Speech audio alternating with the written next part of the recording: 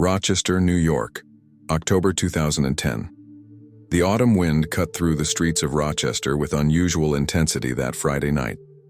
Dead leaves swirled across the asphalt as Shanice Cruz stood in front of the bathroom mirror, applying the final touches of mascara to her lashes. At 29, she had that confident energy of someone who had survived enough to know what mattered: family, loyalty, and the rare nights when she could let loose with friends who understood her without needing explanations. "You look beautiful, baby," her sister Monica called from the living room of their shared apartment on Joseph Avenue. Monica was sprawled on the couch, flipping through channels with the remote, her 7-year-old daughter Destiny asleep against her shoulder. Shanice emerged from the bathroom wearing dark jeans and a burgundy sweater that brought out the warmth in her brown skin. She smiled at her sister, that familiar dimpled grin that had been lighting up family gatherings since she was a child. "Just going to Tasha's place for a few hours, nothing crazy, I promise." Monica studied her sister's face, noticing something she couldn't quite name, a distraction maybe, or a heaviness behind the smile. "You sure you're okay? You've been quiet all week." "I'm fine, Mon. Just tired from work. You know how the hospital gets this time of year." Shanice worked as a medical billing specialist at Strong Memorial Hospital, a job that paid the bills but often left her drained by Friday evening. Still, she needed this. An evening with Tasha and a few other friends from high school, the kind of comfortable gathering where nobody judged and everyone understood the weight they all carried. The truth was more complicated than Shanice wanted to admit, even to herself. For the past 3 months, she'd been receiving strange phone calls, a man's voice she didn't recognize, sometimes silent, sometimes asking if she remembered him. She'd changed her number twice, but the calls always found her again. She hadn't told Monica because her sister worried enough already, raising Destiny alone while working double shifts at Wegmans. "Text me when you get there," Monica said, the universal language of protective older sisters everywhere. "I will. Love you." Shanice grabbed her jacket from the hook by the door and her phone from the kitchen counter. The screen showed 9:47 p.m., later than she'd intended to leave. Outside, the temperature had dropped into the low 40s, and Shanice pulled her jacket tighter as she walked toward her car, a silver 2003 Honda Accord parked at the curb. The streetlights cast orange pools of illumination along Joseph Avenue, a working-class neighborhood where most people knew each other by sight, if not by name. A couple walked past with their dog, and Shanice nodded a greeting. She climbed into her car and started the engine, letting it warm for a moment while she checked her phone. A text from Tasha. "Girl, where are you? We started without you, LOL." Shanice smiled and typed back, "On my way. Save me some wine." She pulled away from the curb and headed north toward the neighborhood where Tasha lived, about 15 minutes away in better traffic. The radio played something forgettable, and Shanice found her mind wandering as she drove through the familiar streets. She thought about her mother, who had passed from cancer 2 years earlier, the loss that had fundamentally changed the shape of their family. She thought about the dreams she'd put on hold, the nursing degree she'd started but never finished when money got tight. At the intersection of North Clinton and Clifford Avenue, Shanice stopped at a red light. A car pulled up beside her, a dark sedan with tinted windows. She glanced over but couldn't see the driver. The light turned green and both cars proceeded forward. The sedan stayed alongside her, matching her speed exactly. Shanice's heart rate picked up slightly. She told herself she was being paranoid, the product of too many true crime podcasts and those unsettling phone calls. At the next intersection, she turned right toward Tasha's neighborhood, expecting the sedan to continue straight. It turned right as well. Now her pulse was definitely elevated. Shanice reached for her phone in the cup holder, thinking she should call Monica, or maybe 911. But what would she say? That a car was driving on the same street as her. The rational part of her brain, the part that had survived 29 years in a city that could be unforgiving, told her to stay calm and get to Tasha's house where there would be people, lights, safety. She accelerated slightly, and the sedan matched her speed. 2 more turns and she'd be at Tasha's place on Burr Street. She could see other cars ahead, the comforting signs of normal Friday night activity. The sedan pulled closer. Shanice made a decision, Instead of turning toward Tasha's house, she headed toward the more populated commercial area on Hudson Avenue, where there would be businesses, gas stations, witnesses.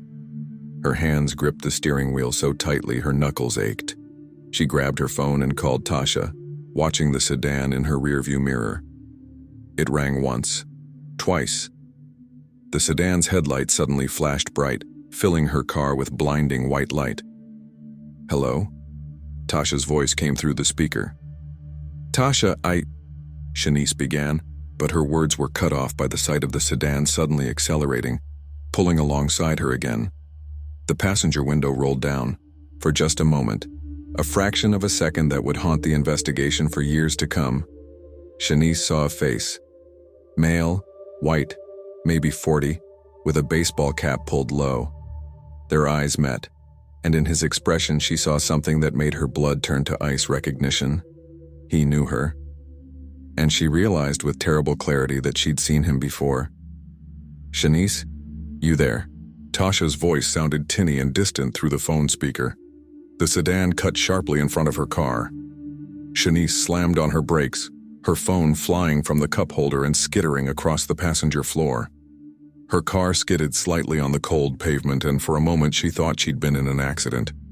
But when her vehicle came to a complete stop, she found herself sitting alone in her car in the middle of Hudson Avenue, breathing hard, heart hammering against her ribs. The sedan was gone. She looked around frantically, but the street was empty except for a few parked cars and a closed laundromat. Her hands shook as she reached down to retrieve her phone from the floor. "Shanice, talk to me." Tasha's voice was panicked now. "I'm okay," Shanice managed, though her voice trembled. "Someone was following me. I'm coming to your house now. Don't hang up." "I'm not hanging up. Are you sure you're safe? Should I call the police?" Shanice took a deep breath, trying to think clearly. What would she tell the police? That a car drove near her? That she felt scared? She had no license plate number, no real evidence of anything except her own fear. "I'm okay," she said again, more firmly this time. She put the car in drive and continued toward Tasha's house, keeping her friend on the line the entire time. "I'll be there in 2 minutes. Just stay on the phone with me." "I'm here, girl, I'm right here." Shanice drove carefully, checking her mirrors constantly, until she pulled up in front of Tasha's small house with its cheerful porch light and cars in the driveway. Tasha was already standing on the porch, phone to her ear, watching for her. Shanice parked and practically ran to the porch, where Tasha wrapped her in a hug. "What happened? You're shaking." "I don't know," Shanice admitted. "Maybe nothing. Maybe I'm losing my mind." They went inside where 2 other friends, Keisha and Brittany, were waiting with concern on their faces. The house smelled like pizza and wine, the remnants of what was supposed to be a relaxing evening. "You need to tell us what's going on," Tasha said, guiding Shanice to the couch. "And don't say nothing. You've been off for weeks." So Shanice told them about the phone calls, about the feeling of being watched, about tonight's encounter with the sedan. Her friends listened with growing alarm, and by the time she finished, they had convinced her to file a police report in the morning. "For tonight, just stay here," Tasha insisted. "We can have a sleepover like old times. You can text Monica, tell her you're crashing here." Shanice agreed, feeling foolish but also grateful. She sent Monica a text, "Staying at Tasha's tonight. All good. Love you." Monica responded immediately, "Okay, be safe. Love you too." They tried to salvage the evening, watching a comedy and finishing the wine, but Shanice couldn't shake the memory of that face in the sedan, the way he'd looked at her like he knew something she didn't. Around midnight, exhausted from adrenaline crash, she finally fell asleep on Tasha's couch wrapped in a borrowed blanket. She woke once in the darkness, disoriented, and checked her phone. 3:17 a.m. No new messages. The house was quiet except for the sound of Tasha's snoring from the bedroom. Shanice closed her eyes again, telling herself that tomorrow she would file that police report, that she would take control of whatever was happening. She told herself that everything would be okay. But some part of her, the instinctive part that evolution had honed over millennia, knew that something fundamental had shifted that night. that the man in the sedan had been waiting for her, had been planning something, and that her life had just taken a turn from which there might be no easy return. Outside, the wind picked up again, rattling the windows and scattering more leaves across Tasha's front yard. And somewhere in Rochester, a dark sedan sat parked in a garage, its driver sitting in the darkness thinking about the woman who got away. For now. Rochester, New York, October-November 2010. Monica Cruz woke that Saturday morning with an inexplicable sense of unease. Destiny was already awake, watching cartoons in the living room with the volume too loud, and the apartment felt emptier than it should. She checked her phone, 10:23 a.m., and scrolled to find Shanice's text from the night before. Staying at Tasha's tonight. All good. Love you. She tried calling her sister. The phone rang 6 times before going to voicemail. Hey, it's me. Just checking in. Call me when you wake up. Monica hung up and told herself it was nothing.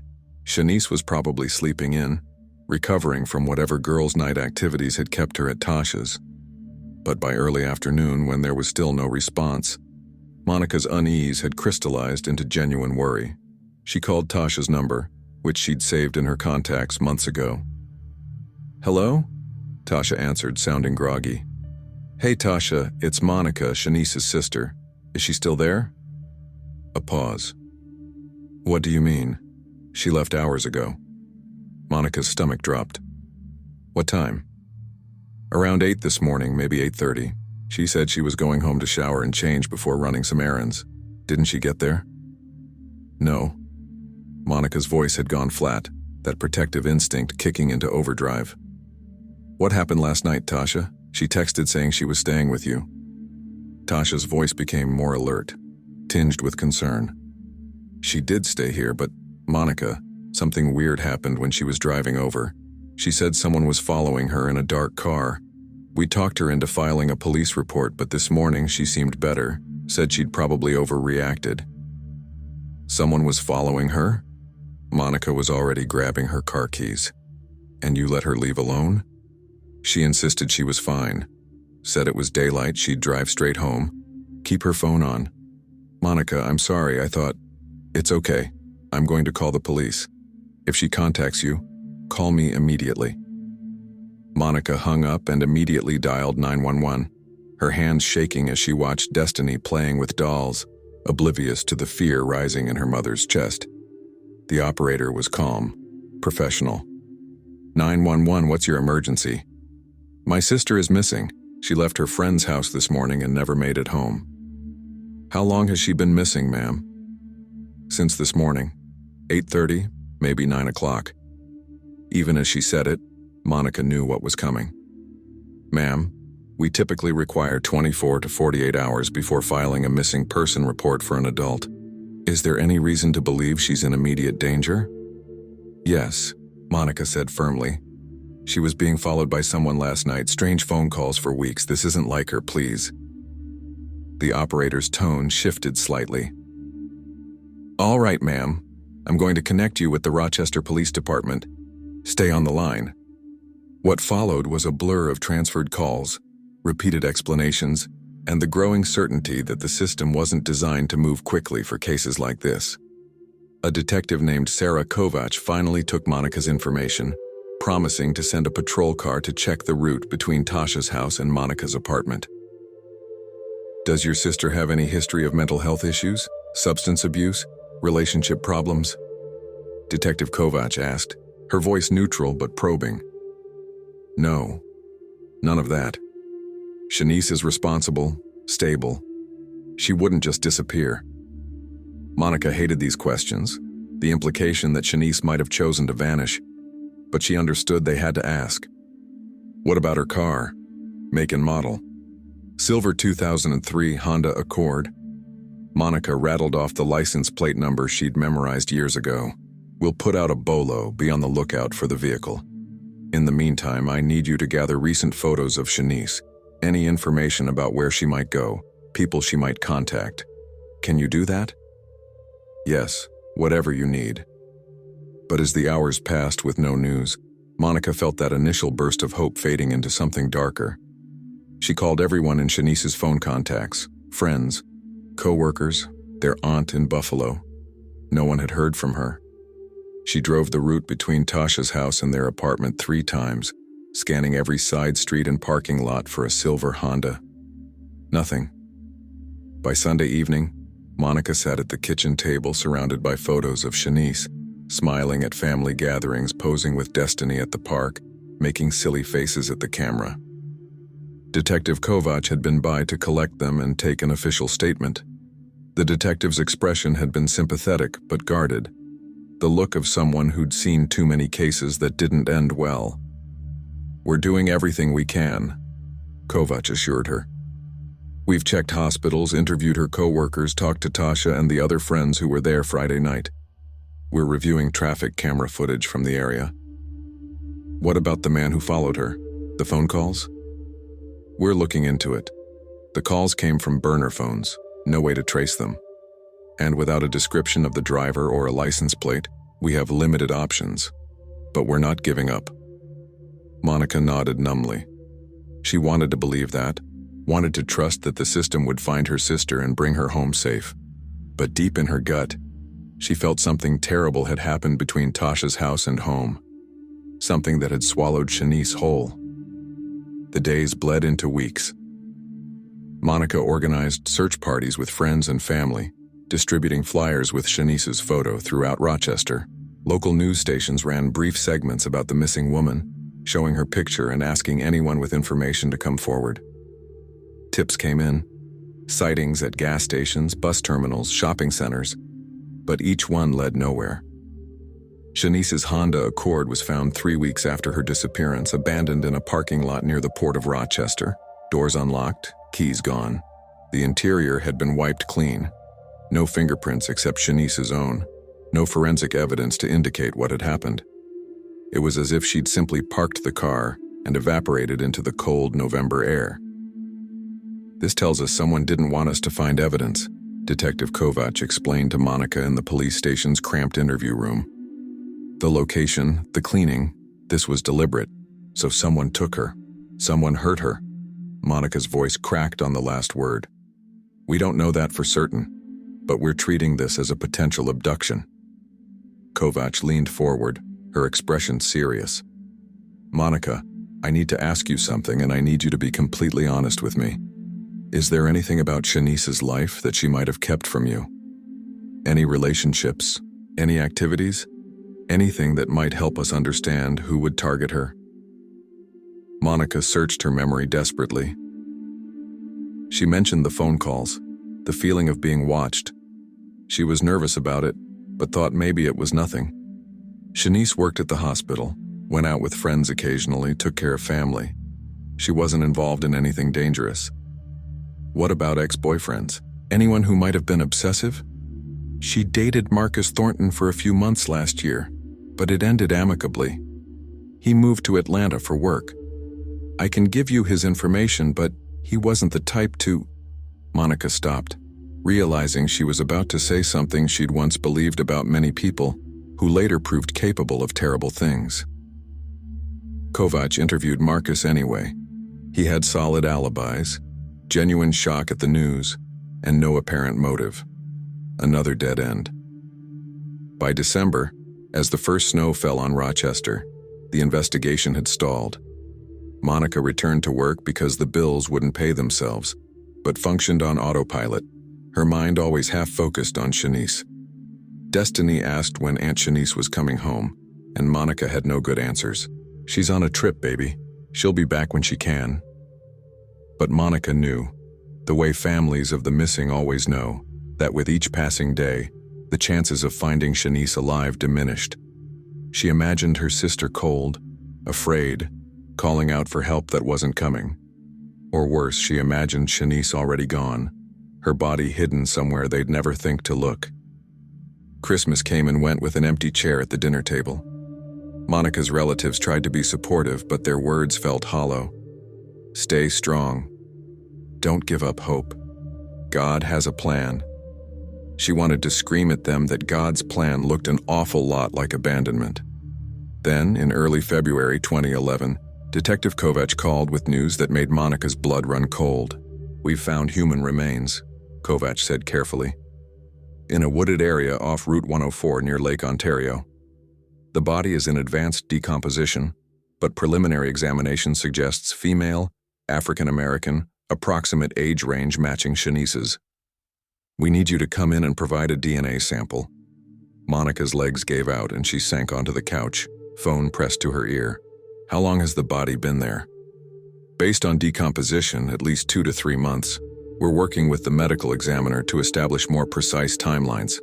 Monica, I know this is devastating, but we need to confirm identity through forensic testing. Can someone drive you to the station? Her aunt came to stay with Destiny while Monica went through the surreal process of providing DNA samples for comparison. The medical examiner's office explained that dental records would also be compared, but the condition of the remains made visual identification impossible. We should have preliminary results within a week, the technician told her gently. If there's a match, we'll notify you immediately and begin working to understand what happened to your sister. Monica called her family to share the horrific update. Some cried immediately, already mourning. Others insisted it wouldn't be Shanice, that this was someone else's tragedy. Monica existed in a state of suspended grief, unable to fully mourn until she knew for certain, but unable to hope when every instinct told her the worst had come true. 5 days later, Detective Kovacs called again. Her voice was heavy with sympathy. Monica, I'm so sorry. The dental records match. The remains are Shanice's. I know this isn't the outcome any of us wanted. Monica heard the words, understood them intellectually but couldn't quite process them emotionally. Her baby sister, the girl who used to steal her clothes and cover for her when she snuck out in high school, the woman who'd held her hand through their mother's funeral, was gone. Dead. Murdered, most likely, though they wouldn't know for sure until the autopsy was complete. How did she die? Monica managed to ask.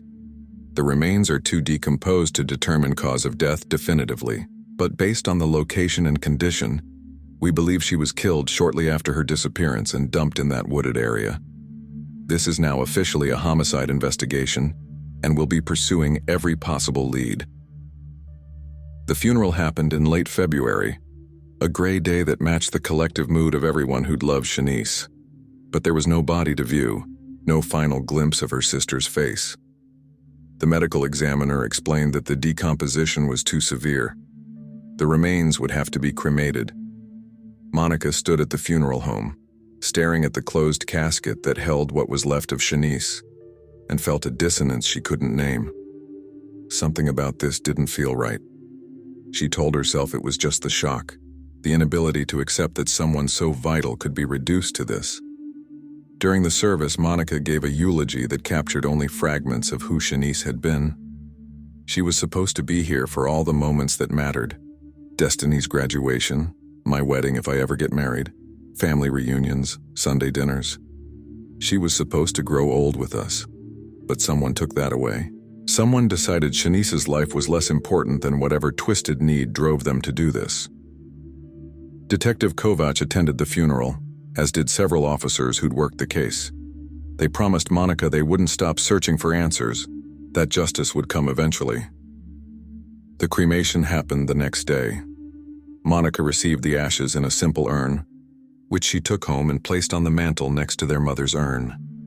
Following Shanice's wishes from conversations they'd had after their mother's death, Monica mixed a portion of the ashes together, so mother and daughter could be together in death as they'd been in life. I love you, Monica whispered to both urns. I'm so sorry I couldn't protect you. But even as she performed these final rituals, that feeling persisted. The nagging sense that something was wrong, that she was missing something crucial. She mentioned it to her aunt, who attributed it to grief. She mentioned it to Detective Kovacs, who said such feelings were normal when closure felt incomplete. Only Monica's cousin Terrence seemed to understand. Trust your gut, he told her at the gathering after the funeral. I don't know what it is, but something about this whole situation feels off. Those dental records, the timing, the lack of physical evidence. What are you saying? Monica asked. Terrence shook his head. I don't know. Maybe nothing. Maybe I'm looking for reasons to hope when there aren't any, but just Keep your eyes open, Monica. Sometimes the truth is stranger than what we're told. Monica filed his words away, returning to the numbing routine of single parenthood and grief. Months passed. The investigation went cold with no suspects, no arrests, no closure. Shanice became another statistic, another black woman whose murder would likely never be solved. But Terrence's words echoed in Monica's mind during sleepless nights. Keep your eyes open. Sometimes the truth is stranger than what we're told. She had no way of knowing how prophetic those words would prove to be, or how the truth, when it finally emerged years later, would be stranger and more devastating than anything she could have imagined. For now, Monica mourned her sister, raised her daughter, and tried to move forward with a heart that would always carry the shape of Shanice's absence.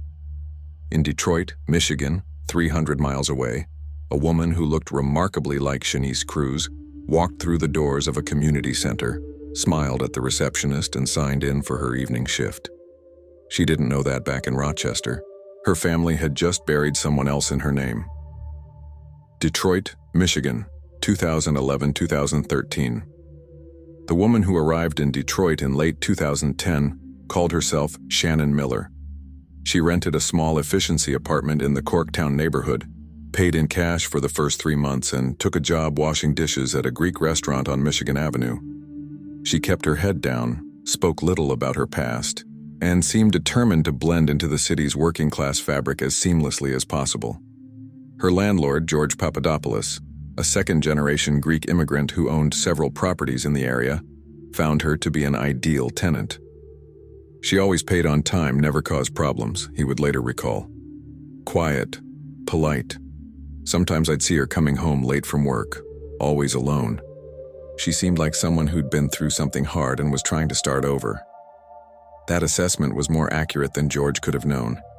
Shannon, or the woman using that name, moved through Detroit with the careful deliberation of someone constantly aware of her surroundings.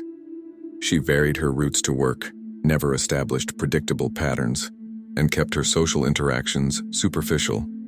When co-workers at the restaurant invited her out for drinks, she declined politely. When neighbors tried to strike up conversations, she offered friendly but brief responses before retreating to her apartment. She was scared of something, Maria Lopez, who lived in the apartment below Shannon's, told investigators years later. You could see it in how she'd check over her shoulder, how she'd flinch at loud noises.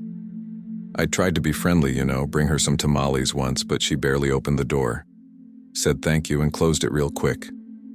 But as months passed and nothing terrible happened, Shannon began to cautiously lower her guard.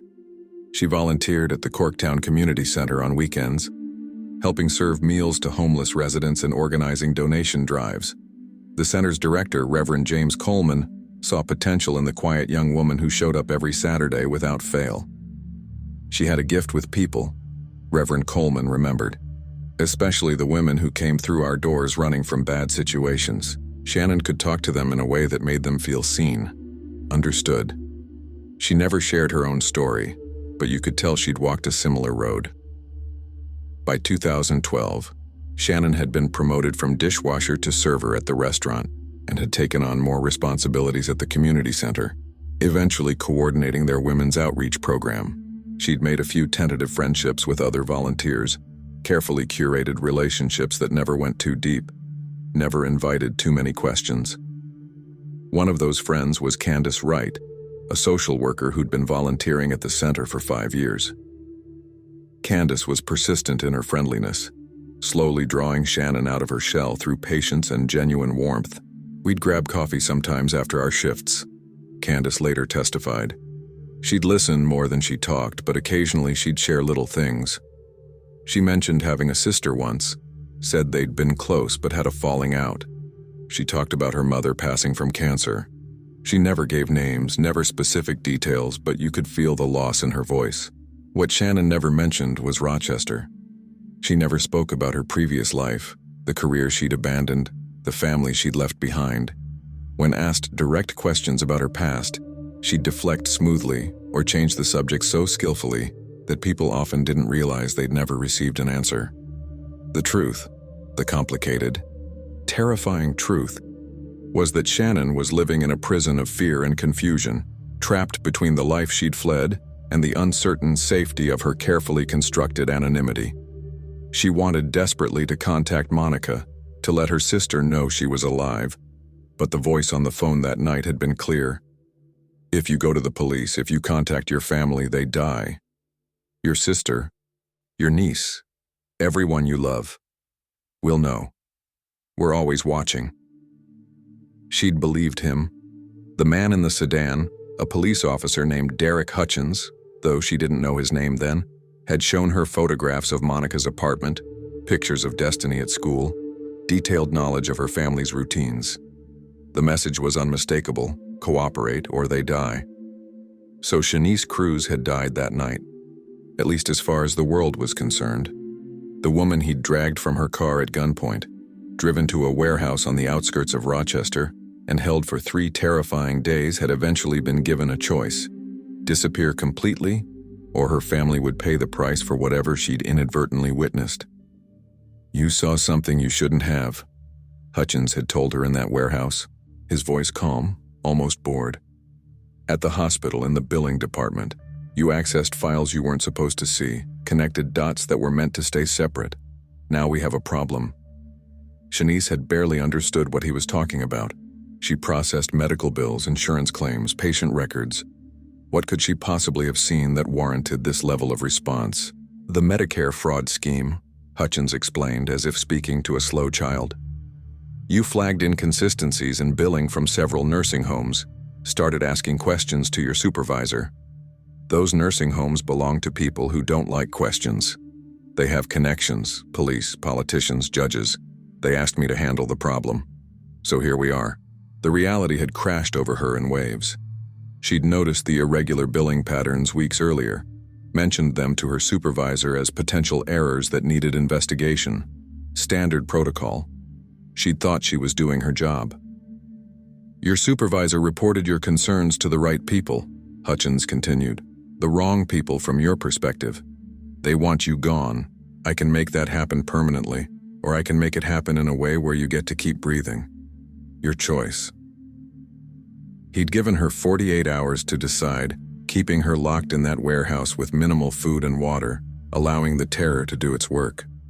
When she finally agreed to disappear, he'd given her $5,000 in cash, a fake ID and the name Shannon Miller, and explicit instructions. Leave New York. Go somewhere you have no connections. Don't contact anyone from your previous life. Not family, not friends, not co-workers. We'll be monitoring. If we see any indication you've reached out, if you go to police in whatever city you land in, your family dies, understand? She'd understood, and she'd complied because the alternative was unthinkable.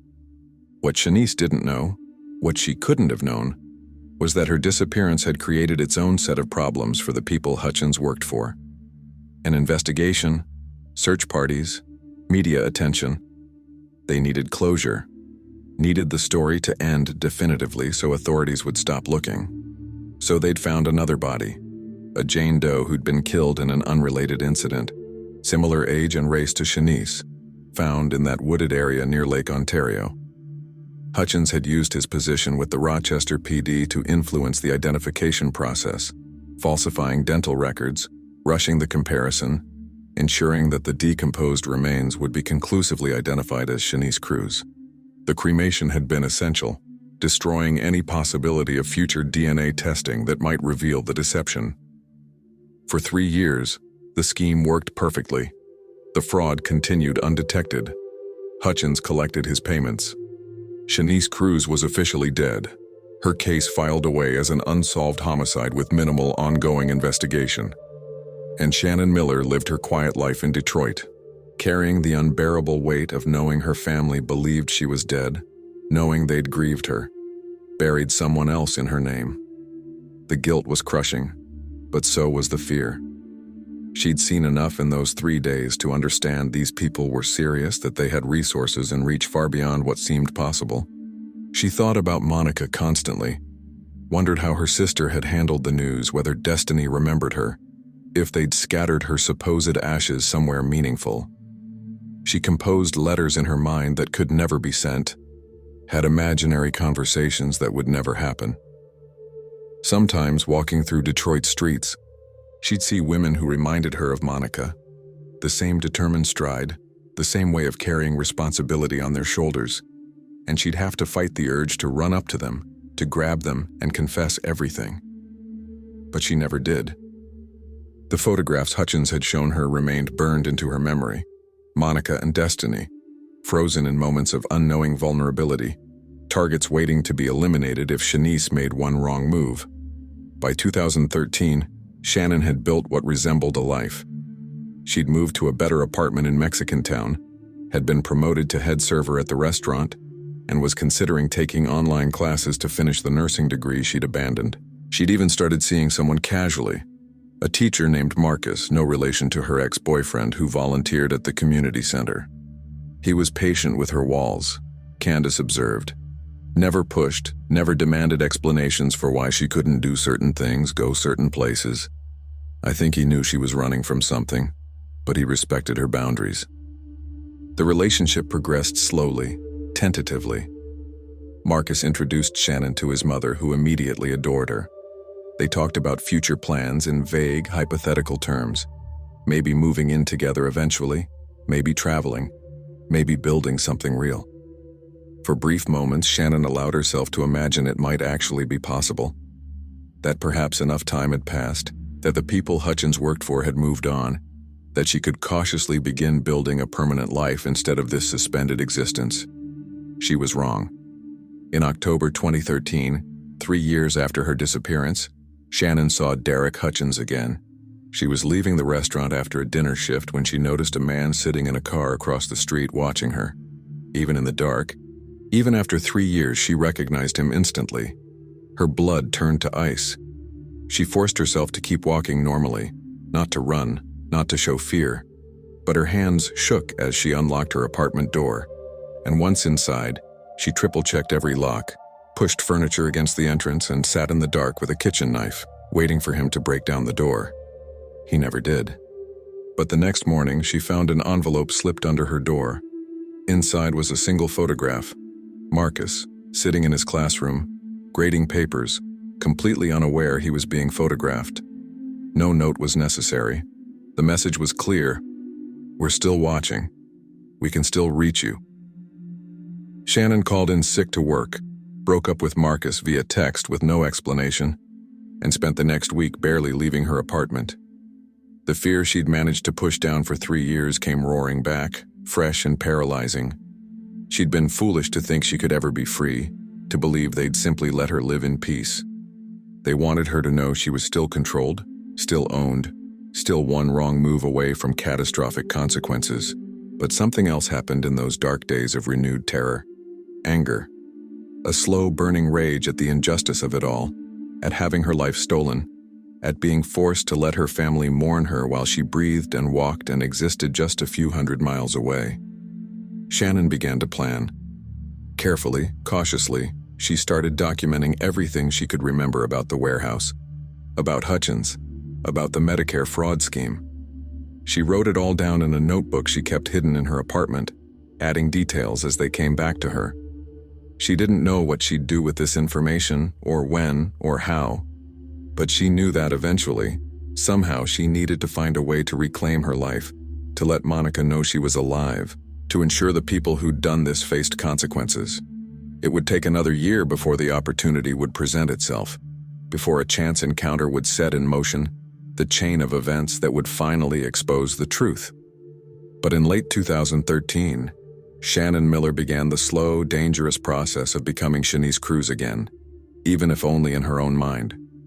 In Rochester, Monica sat at her kitchen table, staring at the urns on her mantel, unaware that her sister was alive and planning her return. And in a warehouse outside Detroit, Derek Hutchins met with his employers, discussing what to do about the Shannon Miller problem that refused to stay solved. The collision course had been set. It was only a matter of time before the carefully constructed lies began to crumble. Detroit, Michigan, March 2024. 13 years after Shanice Cruz supposedly died, A woman named Lisa Chen attended a community health fair at the Corktown Community Center. Lisa worked as a freelance photographer, documenting Detroit's grassroots organizations for a photo essay project on urban renewal and community resilience. Her camera captured volunteers distributing food, medical professionals offering free health screenings, and residents gathering in the shared space. Among those volunteers was Shannon Miller, now 43 years old. Her face carrying the weight of years lived in perpetual tension. She'd grown her hair longer, wore glasses she didn't need as a minor disguise, and had settled into her assumed identity with the weariness of someone who'd long ago accepted their fate. Lisa's camera clicked repeatedly as Shannon helped elderly residents navigate the health screening stations, her movements efficient and compassionate. There was something compelling about her subject, a quiet intensity, a way of connecting with people that suggested deep empathy born from personal suffering. "Excuse me," Lisa approached after capturing several candid shots. "I'm documenting community organizations for a photo essay. Would you mind if I included some of these images? I can get you a release form." Shannon's instinct was to refuse immediately, to avoid any documentation that might circulate beyond this neighborhood. But 13 years of hypervigilance had worn her down, and the health fair was public, the photos innocent. Saying no might draw more attention than simply agreeing. "Sure," Shannon said quietly. "That's fine." Lisa smiled warmly. "Thank you. Can I get your name for the caption?" "Shannon Miller." Lisa jotted it down, asked a few questions about the community center's programs, then moved on to photograph other volunteers. Shannon forgot about the interaction almost immediately, filing it away as another small moment in a life full of careful anonymity. But Lisa was thorough in her work. She uploaded her photos to her professional website and social media accounts, tagged the community center, and included brief descriptions of the event. One image in particular stood out. Shannon caught in profile, handing a food box to an elderly woman, her expression reflecting genuine warmth despite the guardedness in her eyes. The photograph spread modestly through Detroit's nonprofit networks, shared by organizations celebrating community volunteers. It appeared on the Corktown Community Center's Facebook page with the caption, "Volunteer Shannon Miller helping make our health fair a success. Thank you to all our incredible volunteers." Most viewers scrolled past without a second thought. But in Rochester, New York, Terrence Williams, Monica's cousin who'd never quite accepted the official story of Shanice's death, spent his evenings doing what he'd done for years, searching social media for any trace of his missing cousin. Terrence had become obsessed with cold cases, particularly those involving misidentified bodies. He'd read about other families who'd buried the wrong person, about bureaucratic failures and forensic errors. His gut feeling from Shanice's funeral had never faded, that something about the identification process had been too rushed, too convenient, too final. He'd maintained a folder of photos of Shanice, using reverse image search tools periodically, checking missing persons databases, following true crime forums where amateur investigators shared tips. Most nights yielded nothing. But on March 15, 2024, Terrence's search algorithm flagged something. A facial recognition program he'd been running identified a possible match, a woman in a volunteer photo from Detroit, tagged as Shannon Miller. The match probability was 78%, high enough to warrant investigation but not definitive. Terrence stared at his computer screen, his heart pounding. The woman in the photo was older than Shanice would have been when she disappeared, but the bone structure, the set of the eyes, the curve of the mouth, it was eerily similar. He enlarged the image, studying every pixel, comparing it to photos of Shanice from 2010. It couldn't be. Shanice was dead, cremated, her ashes mixed with their grandmother's. They'd buried her, mourned her, accepted her loss 13 years ago. But what if they'd been wrong? Terrence spent the next week obsessively researching Shannon Miller. He found limited information. No social media presence beyond being tagged in organizational photos, no digital footprint suggesting a life before Detroit. That absence of history was itself suspicious. Most people left traces, old accounts, tagged photos spanning years, digital breadcrumbs of their existence. Shannon Miller appeared in 2011 with no prior presence, as if she'd materialized fully formed. Terrence drove to Detroit without telling Monica, knowing she'd think he was chasing ghosts, unable to let go of his grief. He found the Corktown Community Center and sat in his car across the street, watching volunteers come and go, waiting. On his third day of surveillance, he saw her. Shannon Miller emerged from the center's entrance, carrying a box of supplies to her car. Even from a distance, even after 13 years, Terrence felt recognition slam into him like a physical blow. That was Shanice. He knew it with every fiber of his being. The way she moved, the tilt of her head, the unconscious mannerisms that no amount of name-changing could erase. He grabbed his phone and took several photographs, his hands shaking. Then he followed her at a distance as she drove to her apartment building in Mexican Town. He noted the address, photographed the building, and sat in his car wrestling with what to do next. Approach her directly? She might run. Contact police. They'd think he was delusional, chasing a ghost. Tell Monica? He needed to be absolutely certain first. Instead, Terrence made a different choice. He approached the community center the next day and spoke with Reverend Coleman, introducing himself as someone interested in volunteering. "I noticed one of your regular volunteers, Shannon Miller," Terrence said casually. "She seems really dedicated. How long has she been volunteering here?" Reverend Coleman smiled. "Shannon? Oh, about 13 years now. She's been a cornerstone of our women's outreach program. Wonderful person. Very private, though. Keeps to herself mostly." 13 years. Exactly when Shanice had disappeared. "Does she have family in Detroit?" Terrence pressed, trying to sound naturally curious rather than desperately investigative. "Not that I'm aware of. I think she came here escaping a difficult situation. We see that a lot in our work. She's never shared details, but you can tell she's been through something. We respect people's privacy here." Terrence thanked the Reverend and left, his mind racing. He had to tell Monica, had to share what he'd found. But he also knew the devastating impact if he was wrong, if this was just a woman who happened to resemble Shanice, if he reopened wounds that had barely scarred over. He compromised. He sent Monica a text. "Need to talk to you about something important. Not an emergency, but significant. Can I come by this weekend?" Monica, now 45 and still single, still raising Destiny, who was now in college, agreed immediately. "Everything okay, Terrence? Just come see you Saturday morning. Love you." That Saturday, Terrence sat at Monica's kitchen table, the same table where she'd received the news of Shanice's supposed death 13 years earlier, and carefully laid out his findings. The photographs, the facial recognition results, the timeline of Shannon Miller's appearance, the complete absence of digital history. Monica listened in silence, her expression cycling through disbelief, hope, anger, and fear.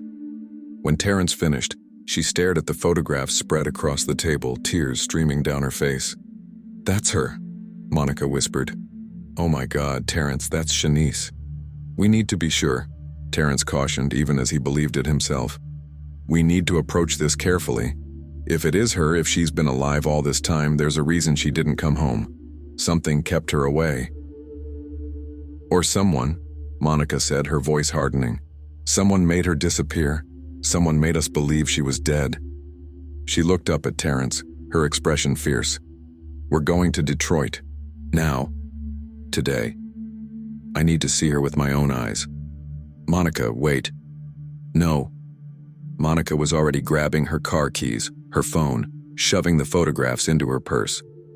"I've waited 13 years. I'm not waiting another second. Either you come with me or I go alone." Terrence knew better than to argue with Monica when she had that look in her eyes. The same look she'd had when she'd organized search parties, when she'd confronted detectives, when she'd refused to let Shanice's case be forgotten. They were in Terrence's car within an hour, driving the 6-hour route to Detroit with a mixture of desperate hope and terrified anticipation. Monica called in sick to work, texted Destiny that she'd be away for a day or two, and spent the drive alternating between staring at the photographs and staring out the window in stunned silence. "What if she doesn't want to see us?" Monica finally asked as they crossed into Michigan. "What if she's been hiding for a reason, and we're about to destroy whatever safety she's built? Then we deal with that," Terrence said gently. "But Monica, if that's Shanice, she deserves to know that we never stopped loving her, that we never gave up on her memory, and we deserve to know the truth about what happened." They arrived in Detroit just after 4 p.m., parked near Shannon's apartment building, and waited. Monica was too wired to eat, too anxious to sit still. She kept checking her phone, the photographs, her reflection in the mirror, as if preparing for the most important moment of her life. At 6:30 p.m., a woman emerged from the building's entrance. She wore jeans and a light jacket, her hair pulled back, carrying a reusable grocery bag. She walked with purpose toward a nearby market, completely unaware she was being watched. Monica's breath caught. Even from this distance, even after 13 years, she knew. "That's my sister," she said, her voice breaking. "That's Shanice." Before Terrence could stop her, Monica was out of the car, walking quickly toward the woman, calling out a name she hadn't spoken aloud in years except in grief. "Shanice! Shanice, wait!" The woman froze mid-step. Her entire body went rigid, and even from behind, Terrence could see the visible wave of shock that passed through her. She turned slowly as if afraid of what she'd see, and when her eyes met Monica's, the carefully constructed walls of 13 years crumbled instantly. "Monica?" The word came out as barely a whisper, thick with disbelief and longing and terror all at once. The sisters stood 20 feet apart on a Detroit sidewalk, staring at each other across an impossible chasm of lost time, fabricated death, and questions that had no easy answers. Around them, the city continued its evening routine, cars passing, people walking, the ordinary flow of life utterly indifferent to the miracle and tragedy unfolding in its midst.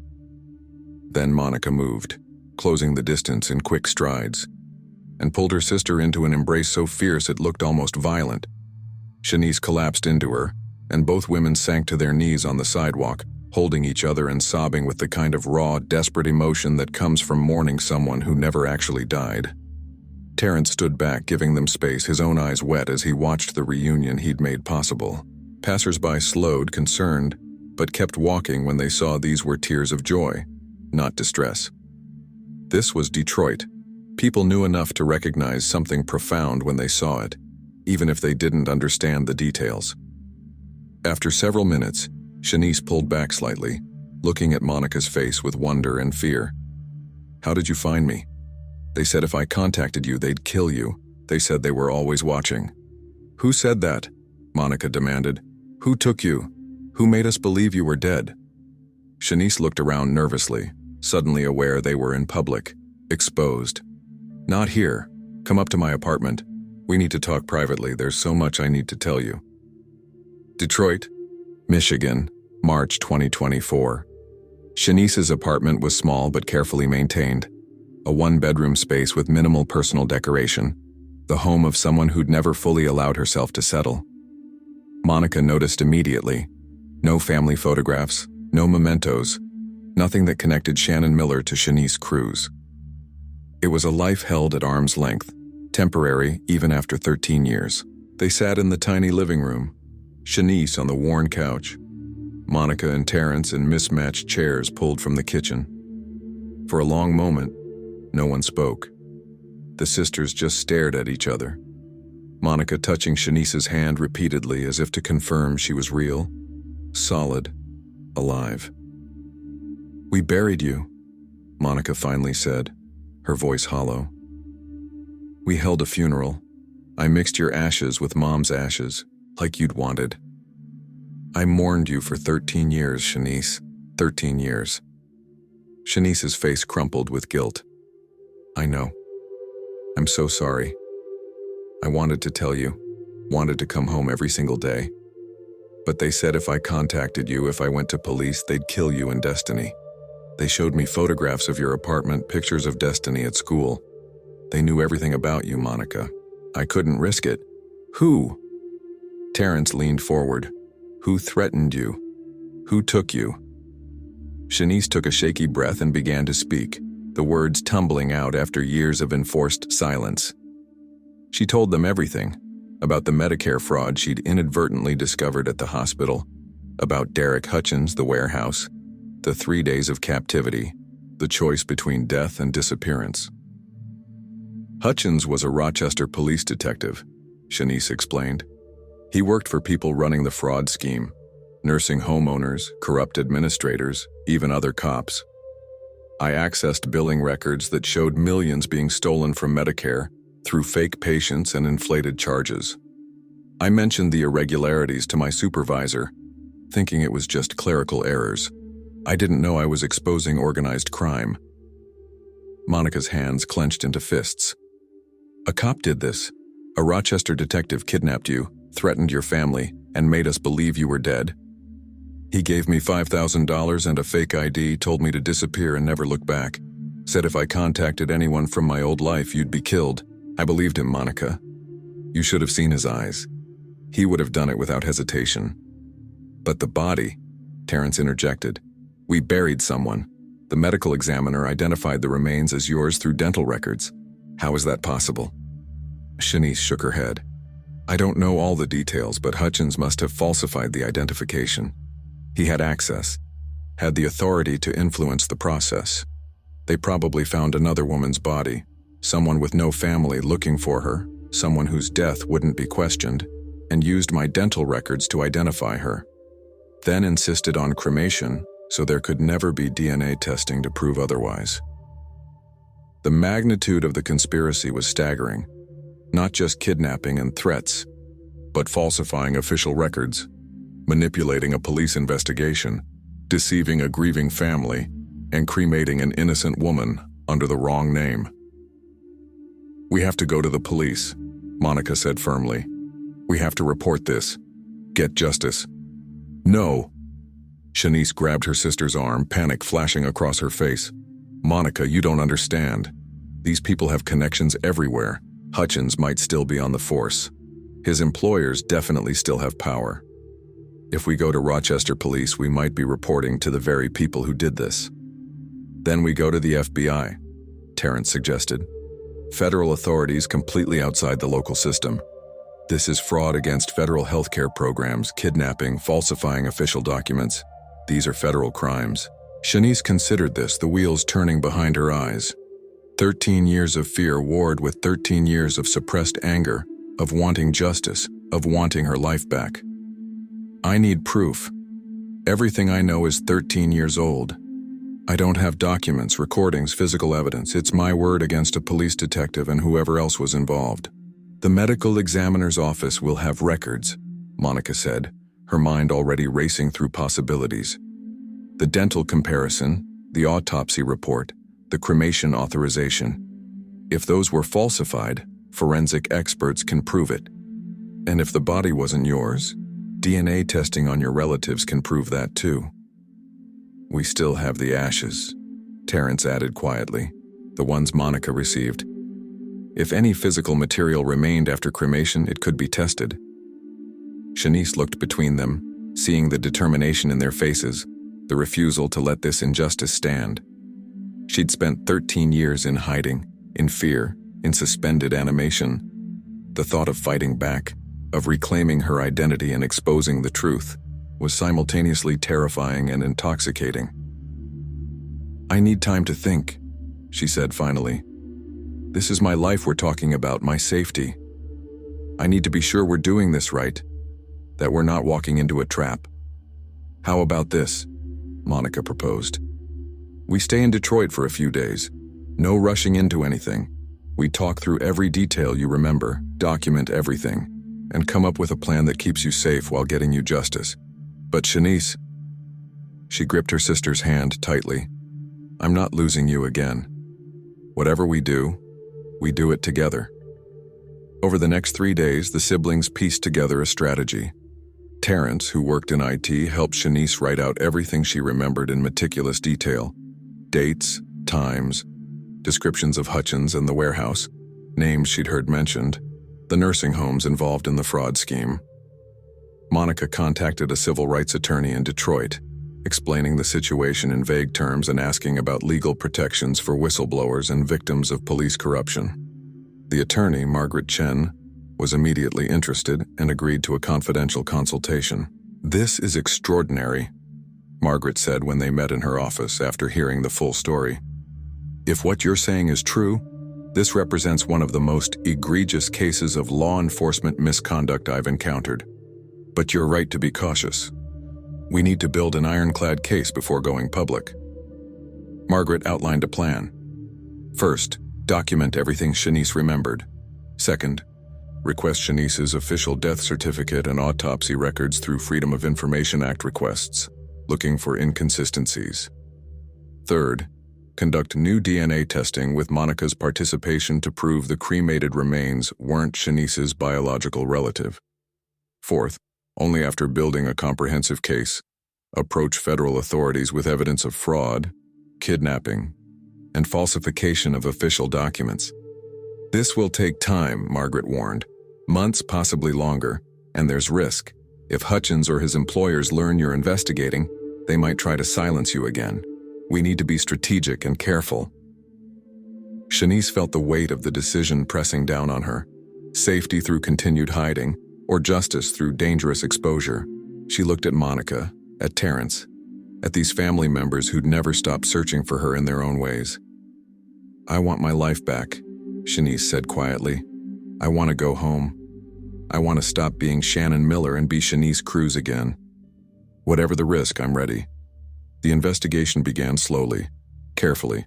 Margaret filed FOIA requests for Shanice's case records. Terrence created encrypted digital files to store all documentation.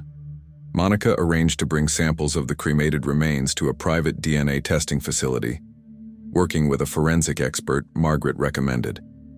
Meanwhile, Shanice continued her life in Detroit, maintaining her routine to avoid suspicion, but now with the knowledge that she wasn't alone, that her family knew she was alive and fighting for her. 2 months into their investigation, the DNA results came back. Margaret called an emergency meeting at her office, her expression grave. "The remains you buried weren't Shanice's," she said, sliding the laboratory report across her desk. "The DNA shows no biological relationship to Monica. You cremated a stranger, exactly as Shanice suspected." Monica stared at the report, vindication and rage coursing through her in equal measure. "So they murdered some other woman and pretended she was my sister. Who was she? Does anyone know?" "That's what we need federal authorities to determine," Margaret replied. "This woman deserves justice too, her real identity restored, her actual family notified. But this proves Shanice's story. The identification was falsified." Armed with this evidence, Margaret approached the FBI's Detroit field office. She presented the case to Special Agent David Morrison, who specialized in public corruption cases. Morrison listened intently, reviewed the documentation, and immediately recognized the severity of the allegations. "This is going to blow up," Morrison warned. "When this becomes public, it'll destroy careers, possibly topple an entire corruption network. Are you all prepared for that level of scrutiny?" "We just want the truth," Monica said firmly. "And we want my sister to be able to come home without fear." Morrison nodded. "All right, we'll open a federal investigation. But Ms. Cruz..." He looked at Shanice seriously. "I need you to understand something. If Detective Hutchins is still active, if his employers are still operational, they'll fight this exposure with everything they have. We can offer witness protection, federal security, but there are no guarantees of complete safety." "I understand," Shanice replied, "but I've been living in fear for 13 years. I'd rather fight and risk everything than hide for the rest of my life." The FBI investigation moved with surprising speed once initiated. Federal agents descended on Rochester, interviewing former colleagues from the hospital, examining records from the medical examiner's office, investigating the nursing homes Shanice had flagged for billing irregularities. They discovered that Shanice's supervisor, the woman she'd reported the irregularities to, had died in a car accident in 2012. A collision initially ruled accidental, but now viewed with suspicion. They found that Derek Hutchins had retired from the Rochester Police Department in 2015 with full pension, living comfortably in a house far too expensive for a cop's salary. They exhumed financial records showing massive Medicare fraud spanning over a decade, with multiple nursing homes billing for services never provided, patients who didn't exist, and treatments that never occurred. The scheme had stolen an estimated $40 million from federal healthcare programs, and they found something else. Another woman who'd flagged the same irregularities in 2009. A billing specialist named Jennifer Torres who'd supposedly committed suicide by jumping from a bridge. Her family had always insisted Jennifer wasn't suicidal, that she'd been happy, stable, planning her wedding. The pattern became clear. Anyone who discovered the fraud was eliminated or disappeared. In June 2024, federal agents arrested Derek Hutchins at his home.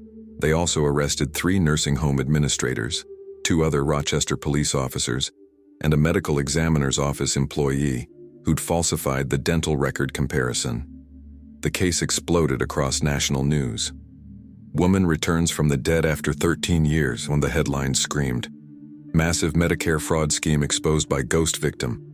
Monica and Shanice gave a joint press conference, standing together as Monica read a prepared statement while Shanice stood beside her, visible proof of the injustice they'd suffered. For 13 years I mourned my sister, Monica said, her voice steady despite the emotion. I buried someone else's loved one in her name, not knowing the truth. My family lived with grief that was manufactured by corrupt officials who valued money over human life. Today my sister stands beside me, alive, strong, ready to reclaim her identity. But we remember Jennifer Torres, who wasn't so fortunate. We remember the unknown woman whose body was used to fake my sister's death. And we demand accountability for every person who participated in this conspiracy. The investigation revealed the identity of the woman buried as Shanice, Maria Gonzalez, a homeless woman who'd been murdered in an unrelated crime. Her sister was located in Texas and finally received closure about her disappearance. Devastated to learn the truth but grateful to finally know, Derek Hutchins faced federal charges including kidnapping, conspiracy to commit fraud, falsifying official documents, and obstruction of justice. At his trial, Shanice testified about the 3 days in the warehouse, the threats against her family, the forced disappearance. Her testimony was compelling, consistent, and corroborated by the physical evidence federal agents had meticulously assembled. Hutchins was convicted and sentenced to 35 years in federal prison. His co-conspirators received sentences ranging from 15 to 25 years. Rochester, New York, September 2024. The house on Joseph Avenue looked smaller than Shanice remembered, worn by 14 years of weather and time. She stood on the sidewalk with Monica beside her, staring at the building where her old life had ended that October night in 2010. "You don't have to do this today," Monica said gently. "We can come back another time." "No." Shanice shook her head. "I need to see it, need to close that chapter properly." They walked to the front door together. A young family lived there now. Monica had checked, but Shanice just needed to stand in front of it, to reclaim this space from her nightmares. For years, she'd dreamed about that final night, about walking out this door to meet friends, unaware she'd never return. "I was so scared that night," Shanice said quietly. "Something felt off, but I ignored it. I left anyway." "You couldn't have known," Monica replied. "None of this was your fault, Shanice. You were just doing your job, being a good person. They're the criminals, not you." Shanice nodded, but the guilt still lingered, not for what happened to her, but for what her family had endured. 14 years of grief, of believing she was dead, of living with an absence she could have filled if she'd been braver, stronger, smarter. "Stop it," Monica said, reading her sister's expression. "I know that look. You're blaming yourself again. Don't. You survived. You kept me and Destiny safe by staying away. That took more courage than coming home would have." They stood there for a few more minutes, then drove to the cemetery where Shanice's supposed grave had been. The headstone was still there. Shanice Marie Cruz, 1981-2010, beloved daughter and sister, though Monica planned to have it removed and replaced with Maria Gonzalez's real name. once her family decided on the inscription. "It's strange," Shanice said, staring at her own headstone. "Reading your own obituary, seeing your own grave. Most people don't get that perspective. Most people don't survive what you survived," Monica countered. The medical examiner's office had officially retracted Shanice's death certificate and issued a formal apology, along with a substantial financial settlement. The money felt like blood payment, compensation for stolen years that no amount of cash could truly restore. But Shanice planned to use it to finish her nursing degree, to rebuild the career that had been interrupted. Destiny, now 21 and home from college for the weekend, met them at Monica's apartment that evening. The reunion between aunt and niece had been emotional. Destiny had been only 7 when Shanice disappeared, and her memories of her aunt were fragmentary, dreamlike. "I used to talk to your picture," Destiny admitted over dinner.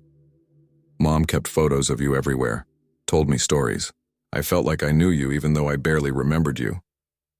"I thought about you constantly," Shanice replied. "Wondered what kind of person you were becoming if you'd remember me at all. I'm so proud of who you've become, Destiny." The young woman smiled, tears in her eyes. "I'm studying criminal justice, actually. I think maybe losing you influenced that choice, even if I didn't realize it consciously. I want to help other families find answers." Shanice felt her heart swell with pride and sadness. Her disappearance had shaped this young woman's entire life trajectory, had created ripples that extended far beyond those 3 days in the warehouse. Over the following months, Shanice slowly reintegrated into Rochester life. She legally reclaimed her identity. Shannon Miller ceased to exist, existing only as a painful chapter in Shanice Cruz's story. She reconnected with old friends, though many relationships had atrophied beyond repair.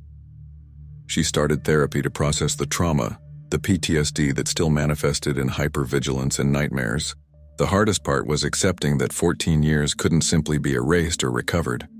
She'd missed her 30s entirely, Monica's struggles as a single mother, Destiny's entire childhood and adolescence, countless family gatherings and ordinary moments that constituted a life. Those years were gone, stolen by Derek Hutchins and the people he'd worked for. But she was alive. And slowly, painfully, she was learning to build a future rather than mourn the past. In November 2024, Shanice enrolled in online nursing courses, determined to finish the degree she'd abandoned. She volunteered at Strong Memorial Hospital, the same hospital where she'd once worked in billing, now helping patients navigate the healthcare system. She gave interviews to journalists covering the case, using her story to advocate for better oversight of medical examiner identifications, stronger whistleblower protections, and reforms to prevent similar corruption. The system failed at every level, she told a reporter from the New York Times. "Failed me, failed Maria Gonzalez, failed Jennifer Torres, failed every family touched by this fraud. We need accountability and change so this never happens to anyone else." On December 10th, 2024, exactly 14 years after she'd driven away from this apartment for what should have been a simple evening with friends, Shanice stood in Monica's living room holding Destiny's hand while Monica lit candles. "We're not celebrating what happened," Monica explained. "We're marking survival, resilience, the fact that we're all still here despite everything that tried to destroy us." They stood together. 3 generations of women who'd endured unimaginable loss and found their way back to each other, and remembered not just Shanice's stolen years, but also Maria Gonzalez and Jennifer Torres, the women who hadn't survived. "To justice," Monica said, raising her glass. "To truth," Destiny added. "To family," Shanice finished, her voice thick with emotion. "To never giving up, even when hope seems impossible."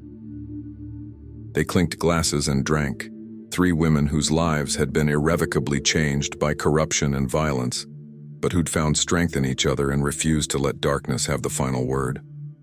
Outside, snow began to fall on Rochester, covering the city in white, not erasing what had happened but softening it, making space for something new to grow in the places where pain had taken root. Shanice Cruz was home. Finally, truly home.